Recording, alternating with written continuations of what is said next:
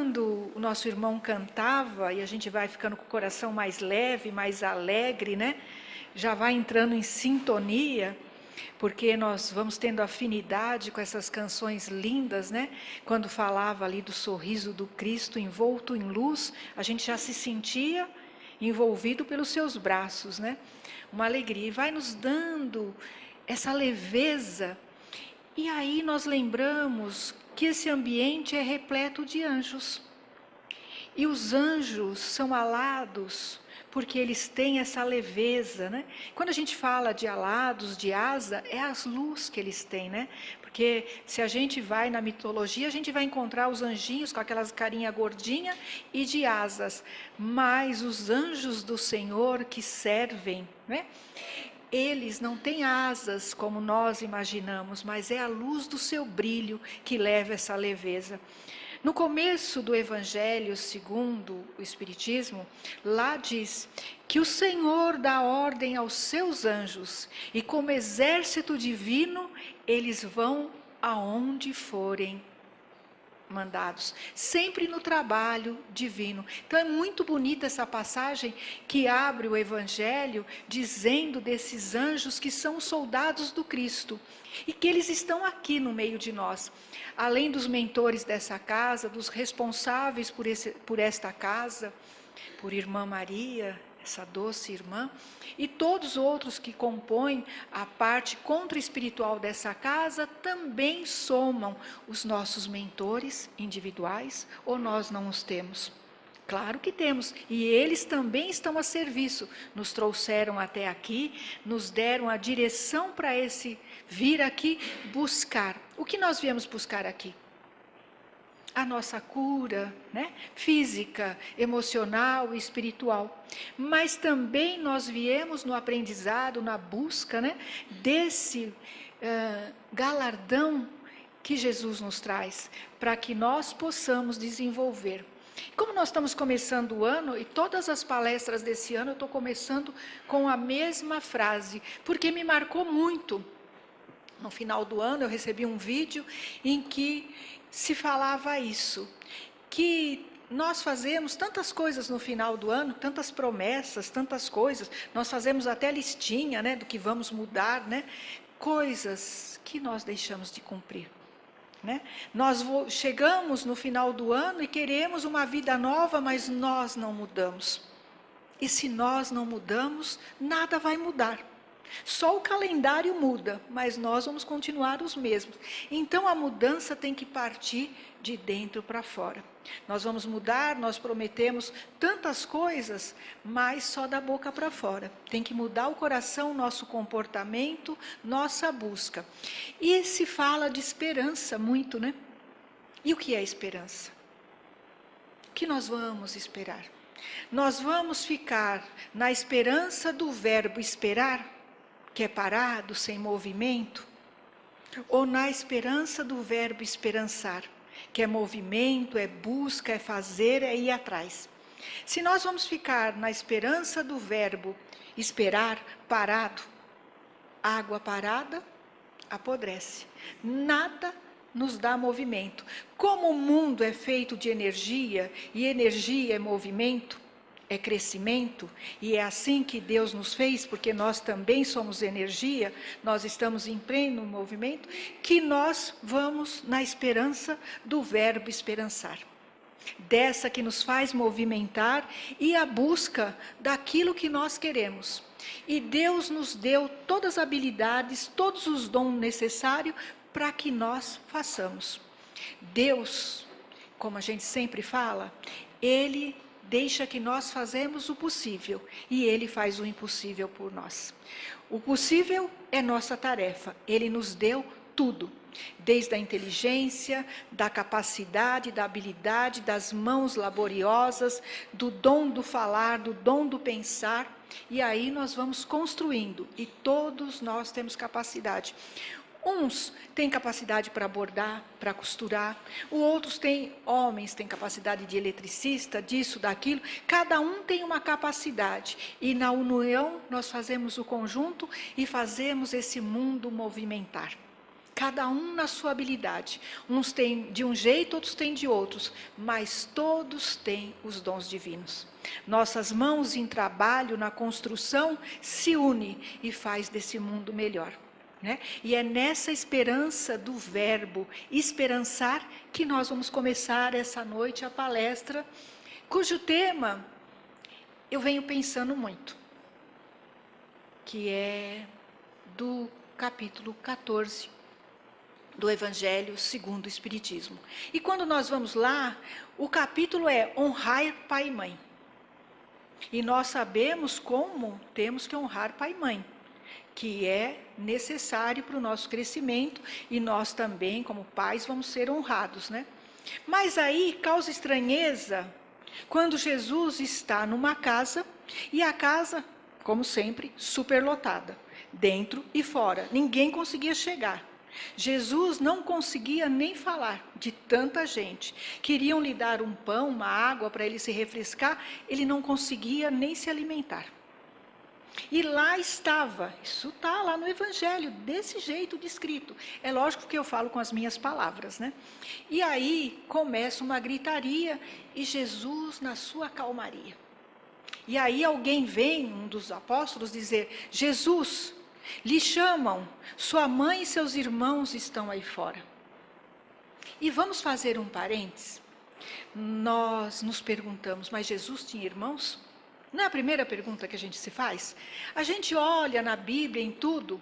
Ué, espírita lê Bíblia? Claro que sim. Se a Bíblia, né, outro dia nós até falávamos assim, se o Evangelho segundo o Espiritismo está dentro dos novos mandamentos, né, da parte, não do Velho Testamento, mas dos novos, e o que foi separado ali para conosco? Separado toda a parte dos ensinos morais do Cristo. Toda a parte dos ensinos morais está dentro do Evangelho segundo o Espiritismo. O Velho Testamento morreu? Não. Foi coisas que nós fomos aprendendo. Jesus não veio destruir a lei, como ele falou. Ele veio dar cumprimento à lei. Dar cumprimento à lei, porque os 10 mandamentos foi uma... O que foi os 10 mandamentos que nós conhecemos agora? Uma psicografia divina. Mas tinha que dar ordem àquele povo que não conhecia nada, que tinha um Deus de temor. E Jesus veio trazer um Deus de amor. Veio nos tirar das amarras, e dos 10 mandamentos ele deixou 2. Amar a Deus sobre todas as coisas e ao próximo como a ti mesmo. Fazendo esse parênteses, que hoje eu estou cheia de parênteses, né, nas brincadeiras, mas vamos ver, Jesus tinha irmãos? José não era viúvo quando casou com Maria? Ele trouxe filhos? Nós não vamos entrar na questão se Maria teve outros filhos, mas já teve os filhos de José, que eram irmãos de Jesus por parte do pai biológico, físico, José. Sem entrar na questão de qual é a descendência biológica do Cristo, que isso cabe aulas e aulas, né? E aí nós vamos adentrar também. Se Jesus tinha os irmãos, mas também os primos, para os judeus eram chamados de irmãos. E ele tinha vários primos. Então, quando falam Jesus, sua mãe, porque José já tinha retornado ao plano espiritual, lembra que quando Jesus começou a sua missão terrena, José já estava no plano espiritual. E aí fala, Jesus, sua mãe e seus irmãos estão a lhe chamar. Ele olha, como Jesus nunca perde o momento exato de nos dar o ensino, ele olha e diz, quem é minha mãe? Quem são meus irmãos? E a turma se espanta. Ué, ele ensina a honrar pai e mãe? Está renegando pai e mãe? Ao primeiro princípio a gente pensa isso, né? Mas se a gente for olhar com detalhe, como ele não perdeu, e aí ele olhando para todos, ele diz, todo aquele que fizer a vontade do meu pai é minha mãe e meus irmãos. Ele sempre coloca a humanidade como irmãos. Olha só a sabedoria, porque ele ensinava ali e para o futuro nós vamos compreendendo isso, né? No Pai Nosso que nós acabamos de rezar, o que ele fala? Pai Nosso. Ele não fala que é pai dele, fala. Ele põe pai como nós. Se nós somos todos filhos de Deus, né? Na sua imagem e semelhança, na luz do Espírito da centelha divina que reside em nós, não aqui hominal, e toda a humanidade é nossa irmã. Aliás, todos do universo. Mas aí nós vamos parar e fazer um parênteses, que Jesus nos colocou todo como irmãos. E honrar pai e mãe? Ele desonrou? Não, porque ele mesmo vem falar de honrar pai e mãe. Quando ele falou isso, e tem um livro chamado Tecla, A Marte do Cristo, e ela vai falar que ela estava ali, e como Maria sorriu naquele instante. Como ela recebeu com lenitivo maior, sabendo que todos já eram seus filhos. Olha só a nobreza daquele espírito de alta envergadura que é Maria. Já recebeu também no sorriso, enquanto um dos primos saiu a se queixar, um dos primos chamado Judas, mas não Iscariotes, um outro Judas, saiu a reclamar, a blasfemar contra Jesus. Ele nos renegou. Quando não, ele colocou que todos que fizerem a vontade de Deus Pai são seus irmãos. Colocou a humanidade como filhos de Deus e nós todos como irmãos do Cristo. Já pensaram na beleza disso? Que Jesus é nosso irmão mais velho?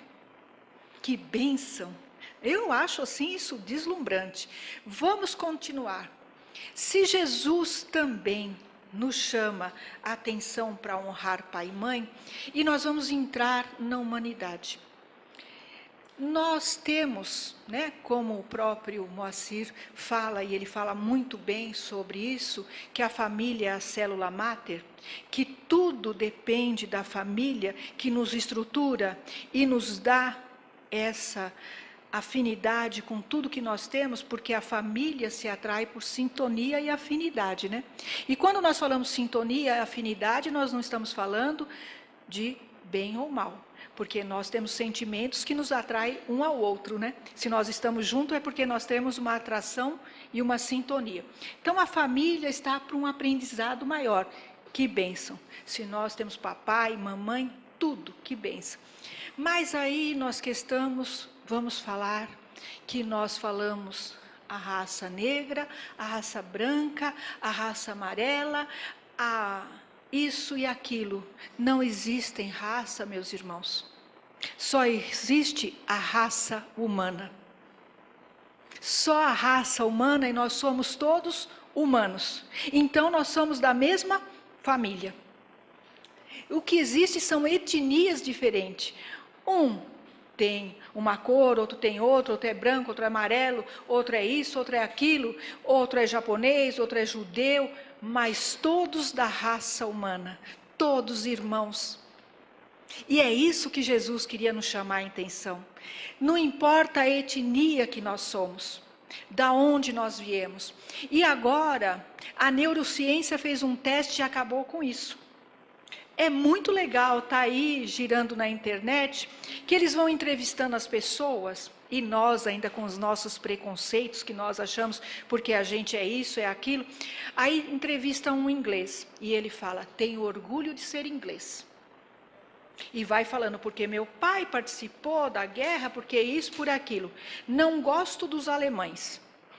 Aí o outro fala de outro, o outro fala de outro, e aí eles escolhem pela saliva o DNA de cada um. E aí, depois vão mostrar a genealogia de cada um. E aí vão ver que nós temos descendência de tudo. Aí falou assim, você vai conhecer seu primo agora. Esse que era inglês tinha descendência alemã. Lá atrás. Aí ele ficou assim. Uma outra moça que falou que não gostava dos judeus, falou, levanta, ó, da sua família. E aí foi vendo que todos esses preconceitos que nós colocamos, quando nós separamos sou do brasileiro, eu sou japonês, eu sou isso, eu sou aquilo. Nós somos todos misturados.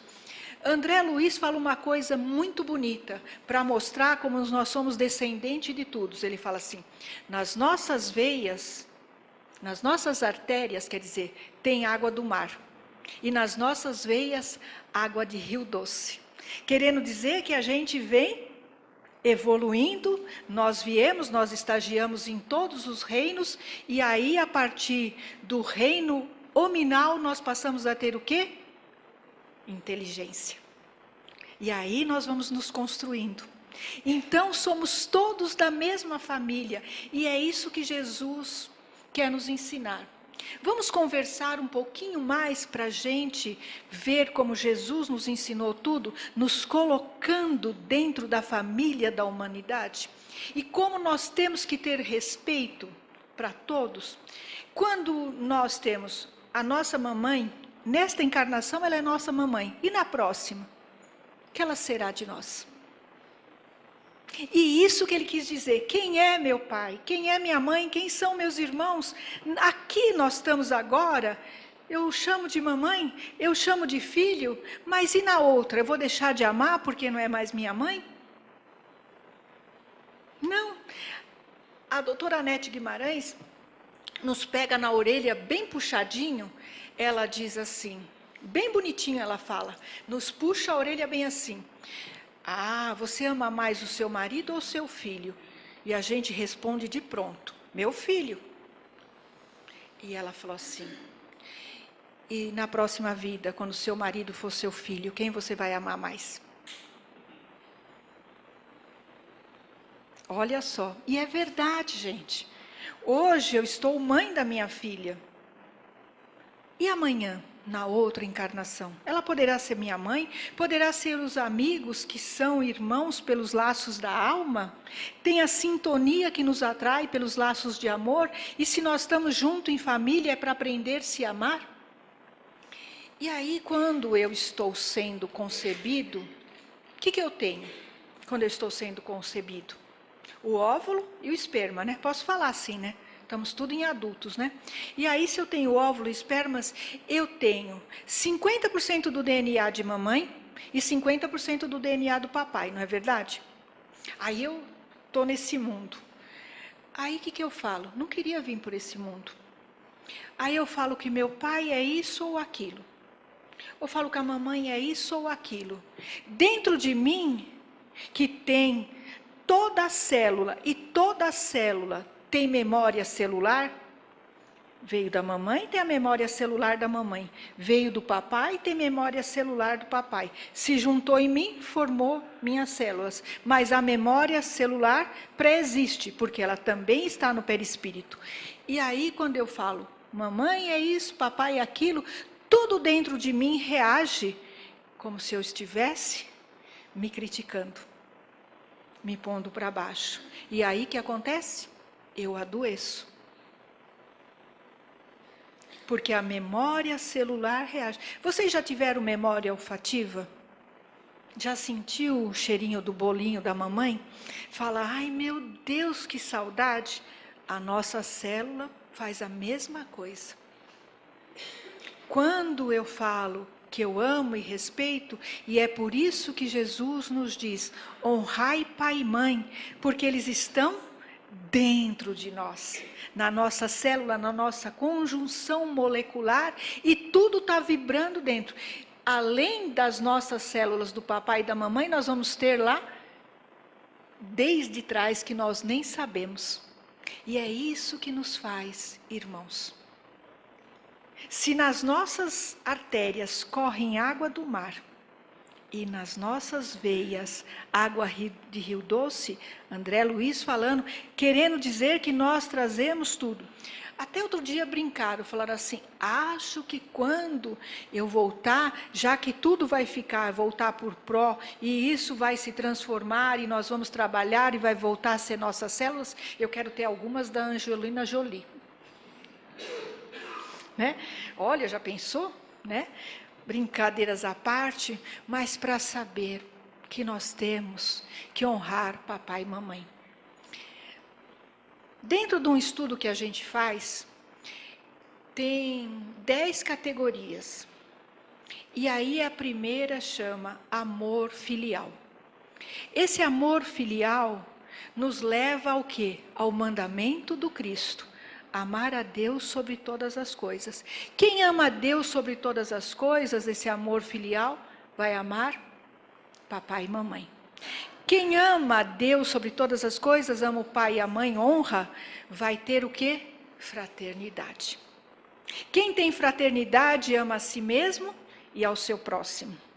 Quem tem a fraternidade vai ter lealdade. Quem tem lealdade vai estar dentro da justiça divina.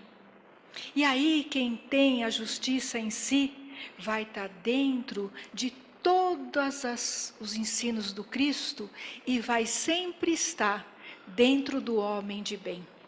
Porque o homem de bem é aquele que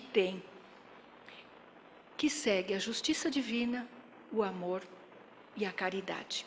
Se nós somos homem de bem, o que é justiça? É a justiça de Deus, que não é essa do homem, porque essa é muito falha. A justiça de Deus, ela está dentro da causa e efeito, para todo mundo igual. Não tem esse mais bonitinho, mais riquinho, não. É causa e efeito. Plantou, colheu. Vamos voltar no que é lei de causa e efeito para a gente ouve, mas ninguém fala para a gente o que é, né? Você faz uma ação hoje, uma causa. Você vai ter o efeito dessa causa amanhã. Não estamos falando se a ação é boa ou ruim. O efeito é igual. Fiz uma ação hoje. Amanhã eu colho o efeito. Quando esse efeito vier me visitar, principalmente quando a gente não faz ações boas, o efeito vem, né? Colhemos rapidamente. Aí o efeito vem. Se quando o efeito chega, eu compreender que eu não agi muito bem e que eu estou sofrendo esse efeito por alguma causa que eu fiz, eu estou plantando causas novas. E vou colher efeitos bons. Se esse efeito vem e eu reajo, falo, porque Deus é isso, porque é aquilo, porque só eu que sofro, por isso, por aquilo, eu já estou plantando causas não muito boas e vou colher os efeitos. Então é simultâneo. Eu já estou colhendo e já estou plantando. A colheita é livre. Não, semear é livre, a colheita obrigatória. E todos nós temos causa e efeito na nossa vida. E vai falar que a gente plantou só ruim? Não. Hoje nós achamos que tudo está ruim, né? Se eu falar que não, que está em plena evolução. Se a gente falar que a gente é bombardeado pela mídia e que esses dias eu descobri que o nobre cientista, neurocientista é brasileiro, que foi premiado com o prêmio Nobel, vocês sabem disso? Jorge Mal? Nós não sabemos, porque não interessa. Olha um brasileiro, neurocientista com 35 anos, fazendo bem, descobrindo, ele que é aquele que plantou e que nos ensinou o caminho da felicidade. Nós não sabemos, porque da Ibope, coisa que não é muito boa. E se nós falarmos que dentro de tudo que não é muito bom, dá um estádio aí do Santos ou do Corinthians, e que o demais é tudo bom, mas é como um papel branco com um pontinho preto. Nós só fixamos no pontinho preto. Nós não fixamos no todo. Nós ficamos atentos naquele pontinho preto, que é o que não está muito bem. Mas se nós olharmos no todo, como nós estamos mudando, como os nossos jovens estão nos dando bom exemplo, e como nós estamos crescendo, voltamos atrás. Quando ainda nós caçávamos e vivíamos só dos instintos para sobreviver. Olha como nós mudamos, olha como nós temos tecnologia, olha que o homem já foi à lua, olha como nós crescemos, olha onde nós estamos, olha o nosso crescimento, olha o que é honrar pai e mãe, dar firmeza em nossa família e nosso crescimento. Se alguém, a partir de aqui, não está muito bem com papai e mamãe, de coração, peça perdão. e vai ver como os resultados vai passar pelo seu corpo físico. Porque eles nos deram o bem maior. O que eles nos deram? Que a gente só por isso tem que agradecer eternamente? A vida. Nós temos a vida. E sabe quantos espíritos no mundo da erraticidade esperam para reencarnar uma chance? Emmanuel disse que mais de 7 bilhões. E nós tivemos a chance de estar aqui porque eles nos amam. Eles nos deram a vida, o que é de melhor, e nos deram o melhor de si. Porque às vezes nós queremos coisas que eles não tinham para nos dar. Mas eles nos deram amor e essa vida que nós estamos agradecendo sempre, porque nós não estamos na fila da reencarnação. E sabe que o plano maior nos diz? Que esta reencarnação é a melhor de todas. Sabe por quê? Porque nós estamos conscientes de quem somos, o que estamos fazendo aqui e para onde vamos. Quem somos? Filhos de Deus. O que estamos fazendo aqui nessa nave chamada planeta Terra? Aprendendo, evoluindo. E para onde nós vamos? Voltar para a pátria celestial, que é nossa pátria de origem. Porque nós somos espíritos encarnados num corpo físico, mas nós somos espíritos imortais, vivendo essa vida, aprendendo, crescendo, para voltar para um plano maior. E aonde está esse plano maior? O reino de Deus está dentro de vós. Não é isso que Jesus falava? O reino de Deus está dentro de nós porque nós temos a centelha divina, cada um dentro de si. O que nós precisamos fazer com essa centelha? Brilhar. Jesus nos deu o caminho. Brilhe a vossa luz. Quando nós brilhamos a nossa luz, nós temos a paz interior e toda a consciência do amor de Deus por nós. Ele que é Pai, Jesus que é irmão, nos abençoe nessa noite. A família da humanidade, que somos nós, todos, irmãos em Cristo. A paz, o amor de Deus está no meio de nós.